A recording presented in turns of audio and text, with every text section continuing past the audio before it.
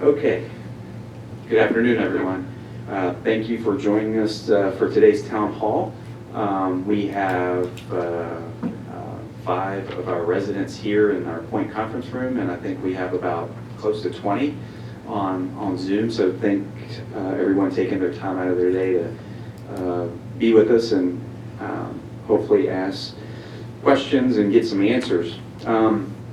First off, I wanted to have Tiffany Proctor, who is our Director of Life Enrichment, come up and talk about all the great stuff her and her team have been able to put together since March, since we've been really put in a position where we're just very limited to what we can do because of all the restrictions and all the protocols that are in place for COVID. So Tiffany, you want to come up?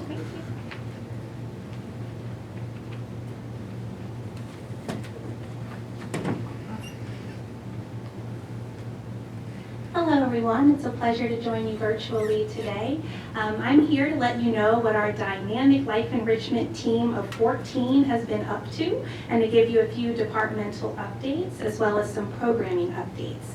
I'd like to start with concerts first. We're continuing our Tuesday concert series, weather and heat permitting, which has been an issue recently.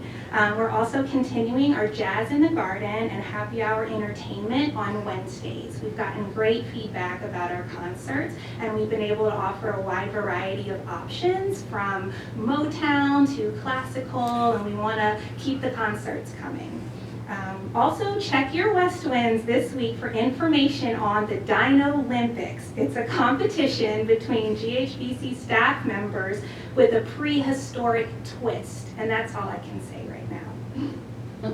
On Channel 2, we've grown our Channel 2 programming to over 22 offerings per week, including our Foreign Affairs series, art lectures, virtual meetings, our opera series, and fitness classes.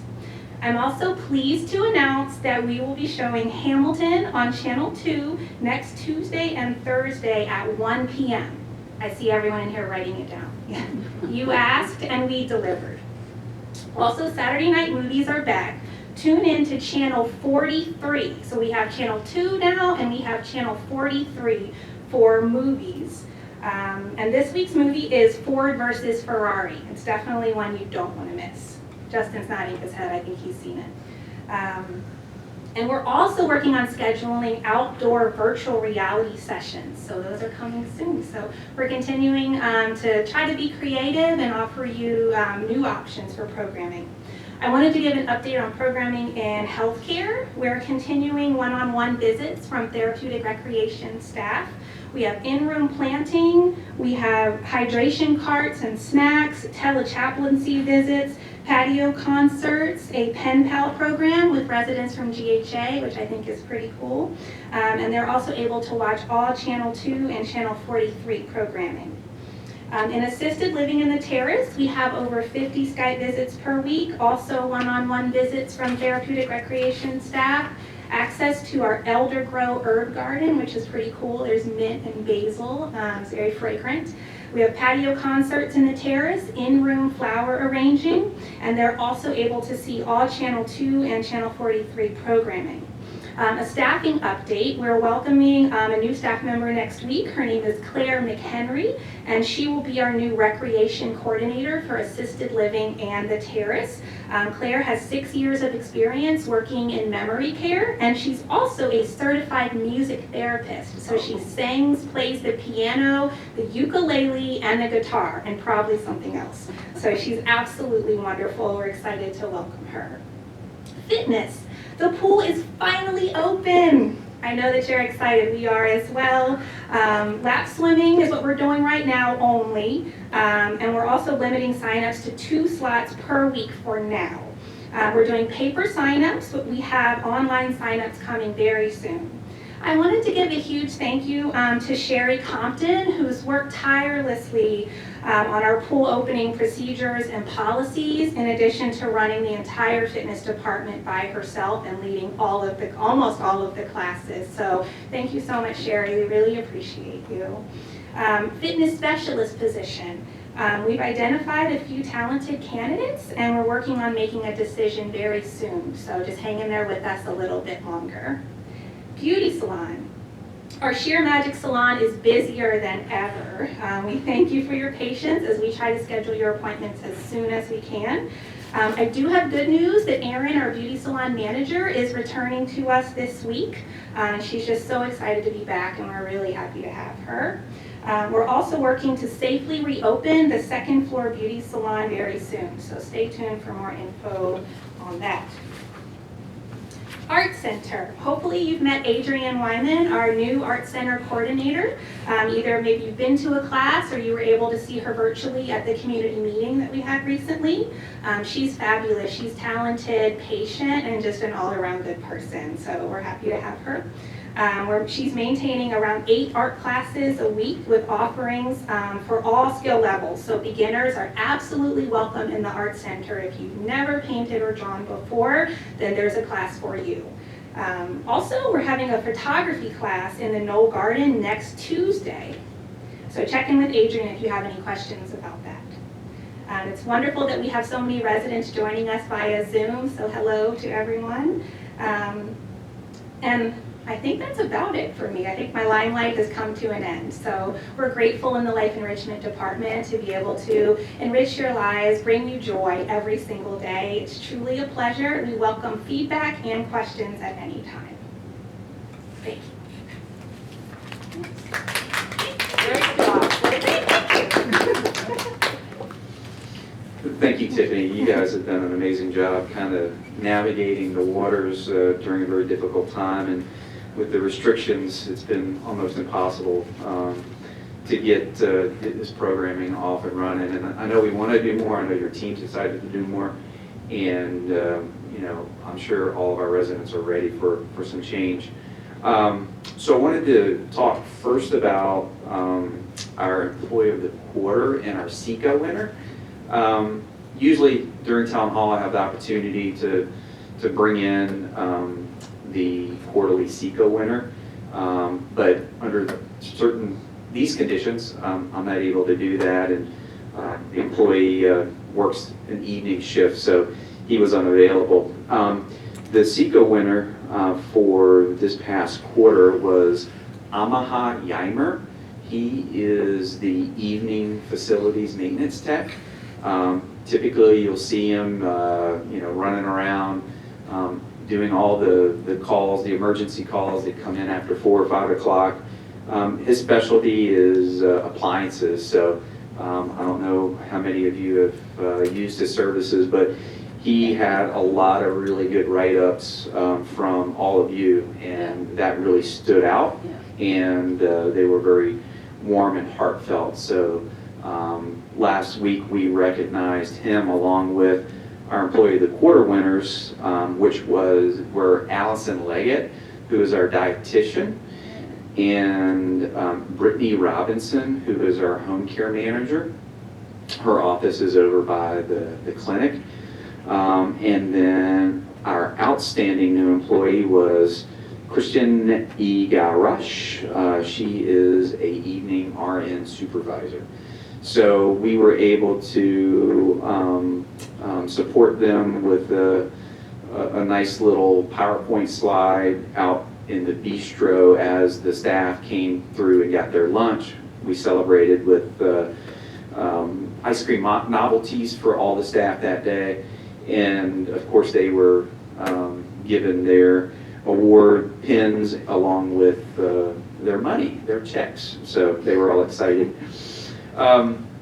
Next off is dining services. I think last town hall, Chef Brian and Chef Nina were able to kind of introduce themselves and talk about what they're doing.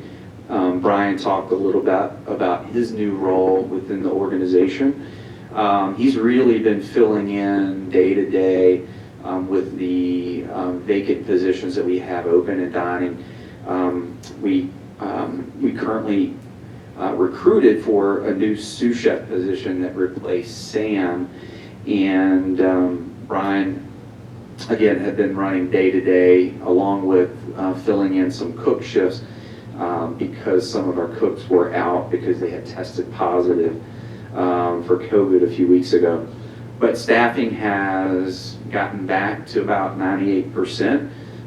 So Brian has been tasked to organizationally between Goodwin House Alexander and Bailey's Crossroads work on a food and wine tasting via Zoom. So he has been working with Peter and Chef Nina and Chef Derek at Goodwin House Alexandria.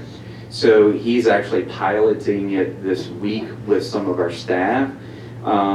Many of you that have attended wine dinners know Doug House. Doug House is working with Chef Brian to pull this off. So more to come over probably the next week. Some communication will come out on how to join that and all the logistics behind that. So that's going to be really fun.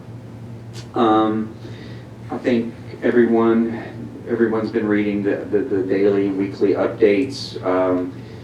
If you have, you would have seen that we were testing all of our indirect care staff this week or last week, and the results from that were all negative. So we're very happy, and I know Peter and his team are glad to have all their staff back and positions filled. So we will continue testing all of our staff monthly, and many of you have read that all of our residential living residents will be tested next Tuesday, July the 28th. So hopefully you have received that communication, your time slots to come down. So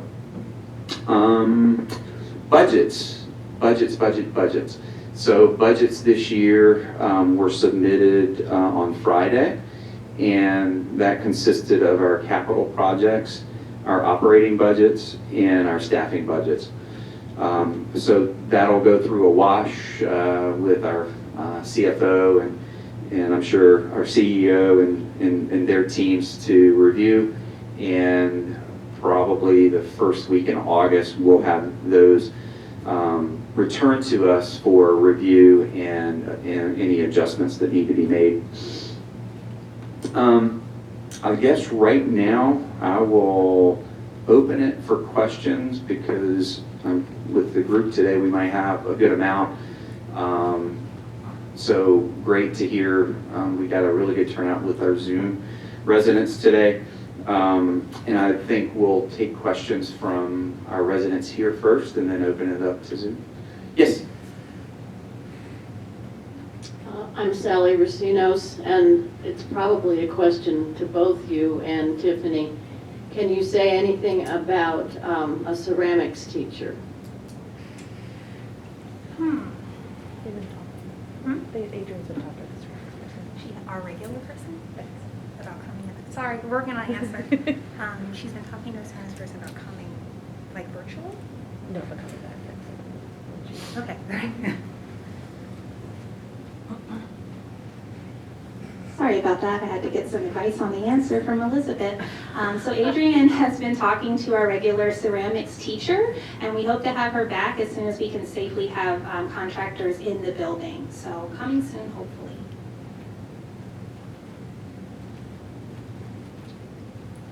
All right, yes. Jane Roningen.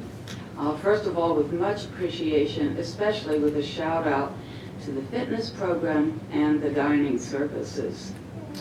I would like to know when the auditorium might be ready for fitness classes, and also when we might be able to use the jacuzzi. Okay, the flooring, I guess maybe I should give some history on the flooring in the auditorium.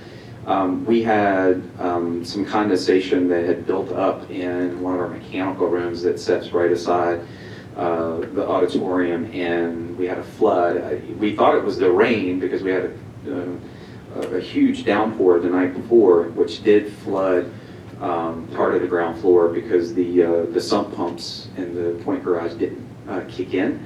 But water seeped into the auditorium and damaged probably a third of the flooring. So we usually keep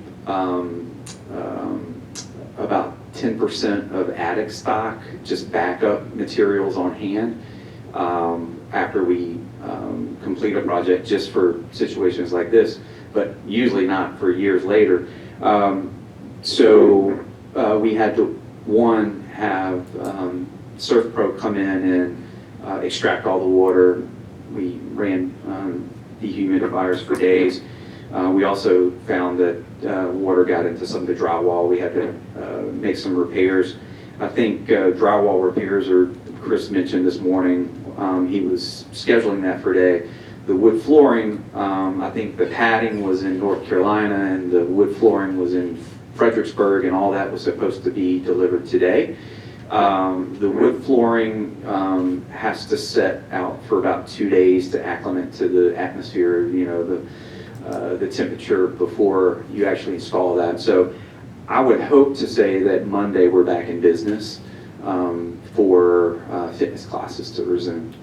As far as your other question, Tiffany. I think it's just according to the state It's, guidelines. yeah, so right now, you know, our pool is regulated by Fairfax County Health Department, and we're following all the protocols that they have set in forth for us. But I don't recall that being mentioned or a question raised, but Tiffany and I will find out if that might be their phase 3. I don't know what phase Fairfax is in for pools. Everything has their own phase, and you know, we're still kind of in phase 1 here with how we're moving. So, but we'll get back with you. Okay.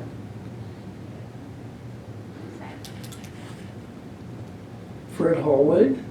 I have a question, I guess, for Tiffany. Yes, sir. I happened to stumble upon Hamilton on Channel 2 the other day, Sunday, I think, and I caught the last half hour of it. And there was no closed captions available. Will there be? I hope there will be when you show the whole thing, because that's very difficult to Might be an understand. Elizabeth question. That's a good question. Hello. So I'm not sure how it was on Channel 2 on Sunday. To be quite honest, we don't show programs as it's through a laptop on the 12th floor. Maybe it just kind of automatically played on YouTube. I have to check. I'm streaming it through Disney Plus, and if it has the option for closed captioning, I'll be sure to put it on there. I'll have to triple check that it does. It does. It does? Perfect. It will be on there. Thank you. Alrighty. Yes.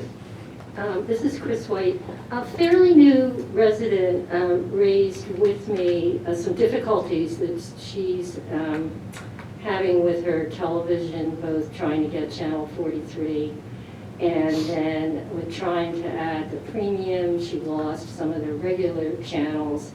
And I know I personally can't get 43, and the same thing happened to me. It sounds like the solution is to buy a new TV. And at least that's what 2 people I know have been told.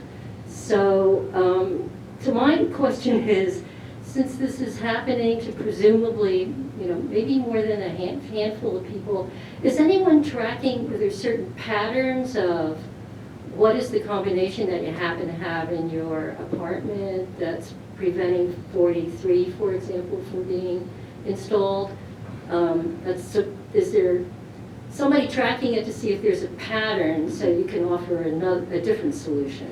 Yeah, I know Chris on his team, there's a gentleman named Osmond who is kind of the guru of the TVs, and I would assume he probably has really good data on which apartments, what he's seeing as far as, you know, is it a 5-year-old TV, is it a 10-year-old TV? I don't know the answer to that, but I will circle back with Chris to find out if Osmond has some really good information that we can talk through with Senior TV. It might be a filter issue. I know that when we initially upgraded, what was that maybe 4 years ago, when we went through the whole senior TV upgrade. It went from analog to digital, and a lot of TVs just, they couldn't read the digital the signal. So in a lot of cases, most residents that had really old TVs had to get a new TV. But there was this device that Senior TV did provide for us to help be able to turn an old TV into a new TV. So I'll follow back and see, because actually I got an email this morning about that. So I know there's a problem, but I don't know how widespread it is. Thank you. Okay. Hi, Donna Kornman. Back to a more serious topic of the COVID tests that are coming up. Reading in the paper today, of course, about the backlog and how much time it's taking to get the test back. What are you anticipating? We're all going to be tested next week. What are you anticipating as the turnaround time? I think when I say we, Goodwin House Bailey's Crossroads, I think the longest we've seen is a 5-day, and that was not for many, it was just a few. That's good. I think Goodwin House Alexandria, they were on day 8 on Friday for one resident's results. So I think it's just going to be, I'm sure that the labs are ebb and flowing, and the amount of workload that they have. I would be optimistic and say 3 to 4. So hopefully by Friday or even Saturday or Sunday, because on the dashboard, all that, whenever the information comes through, we can see it, whether it is a weekend or a weekday. And I think we got the results back. I guess we started getting results in on Saturday from last Tuesday's testing. We have some questions from Zoom. Yeah, go ahead. If you are sitting 6 feet apart, do we need to wear our masks still? Yes. Another question. The elevator signs distinguishing between staff and residents are often ignored. How long do you anticipate this segregation? That's been a point of contention for many of us. I think that we need to have Fairfax County reassess our environmental, when they go back through and do our environmental survey, to make further recommendations, and I think they'll be out this week. So we can actually talk with them. Actually, what's today? Tuesday, tomorrow's Wednesday. I think they're coming tomorrow, so we can ask that question and then let them know the issues that we've been having. I think originally, they had said staff should only be using the stairwells. So that was going to be a real problem for 12th grade. Top of the list.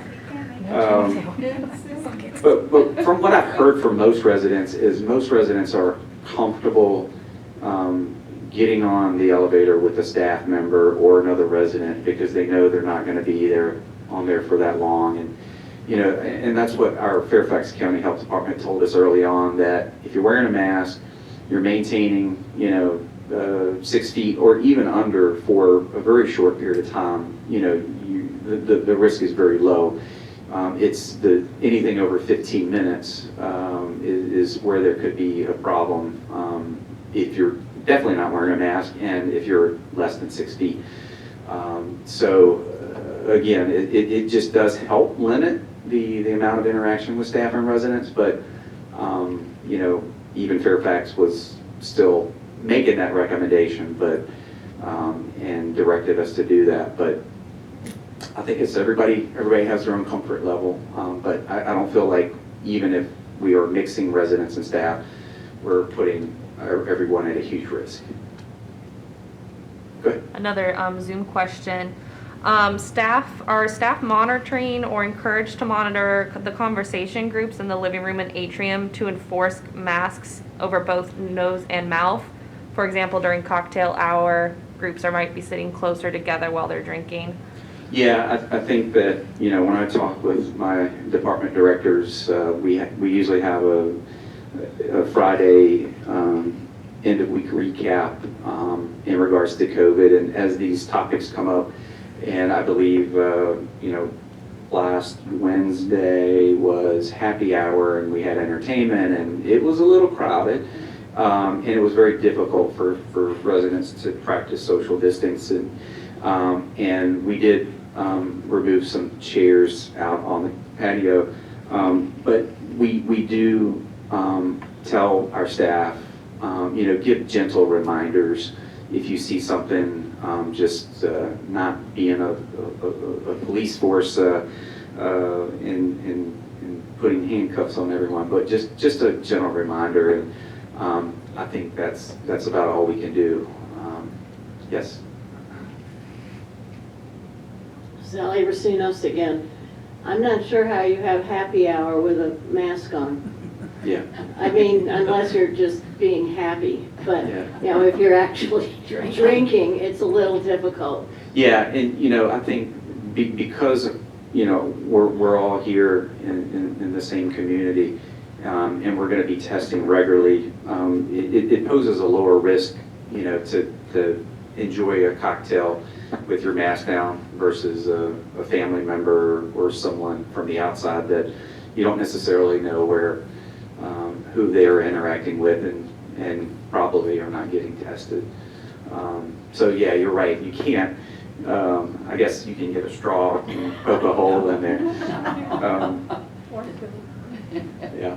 Yes. A few more questions. When they begin to open assisted living and healthcare, will independent living residents be allowed to visit on those floors? Yes. Yes. Okay. Yes. And then is it okay to get together in the game room to play poker, rummy cube, all that? As long as you're keeping your distance, I would say yes.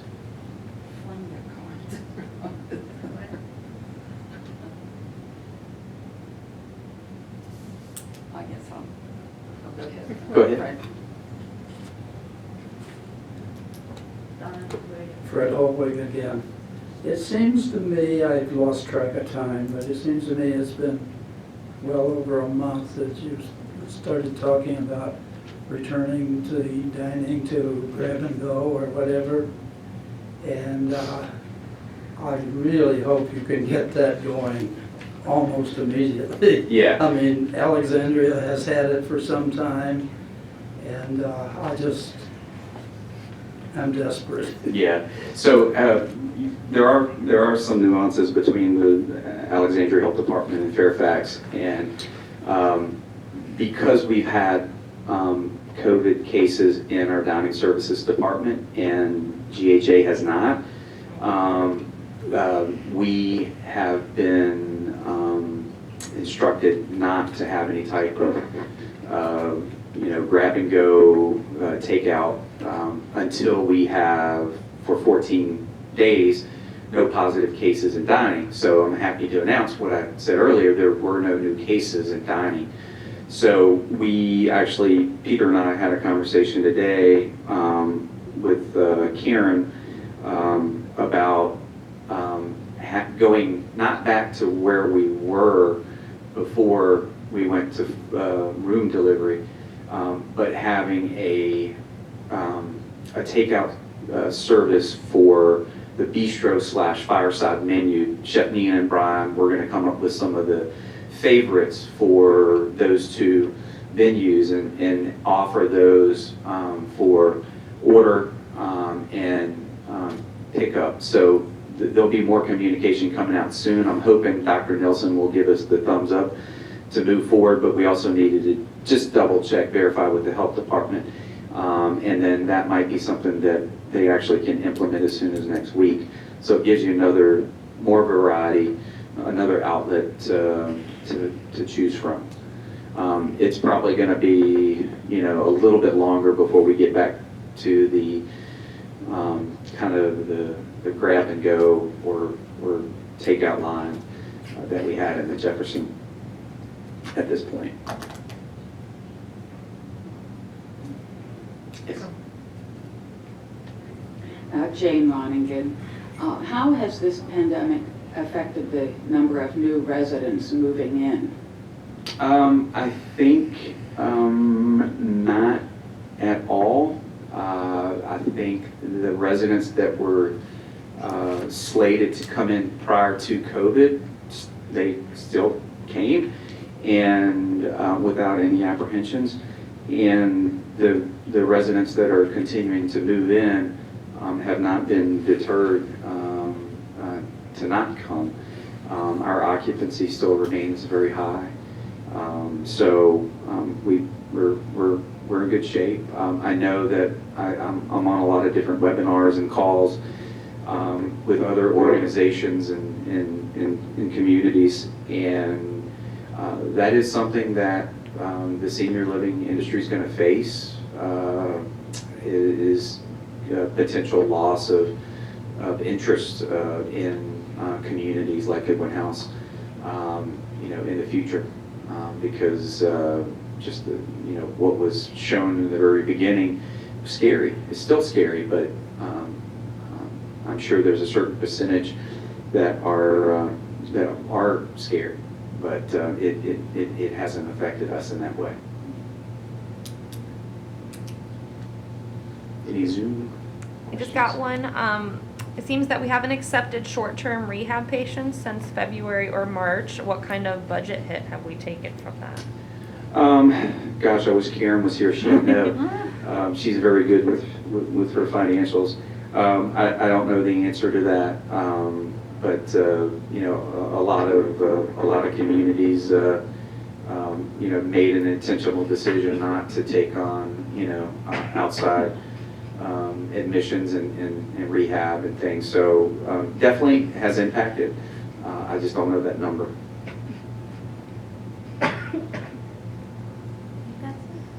No more Someone else questions. here? No? All right. No more questions. Mr. Holway's got one. Oh, No? No. Okay. I'll talk to you later. Okay. So I guess I am going to be looking forward to returning to Town Hall in some format in the auditorium as soon as we go into phase 2, as soon as groups kind of open up more, so we can have more participation. And we will continue to use Zoom as a platform for residents that won't be able to come down because the size of the audience will be limited. Yes? I guess that brings up the question of what are you going to use to measure when you will be ready to go into phase 2? A few things. Obviously, CMS, local health department, and just seeing where the numbers are in the area, what's going on in the state, what our medical director is hearing, what's happening in the hospitals. A culmination of things, not one thing. So I'll be ready because I enjoy this interaction, and I know residents are ready to get out and about and get some type of normalcy back in their lives. So, no more questions? Okay. Well, thank everyone for coming out today. Thank you for your time, and we'll look forward to seeing you next month. Thank Thanks. you. Thank you.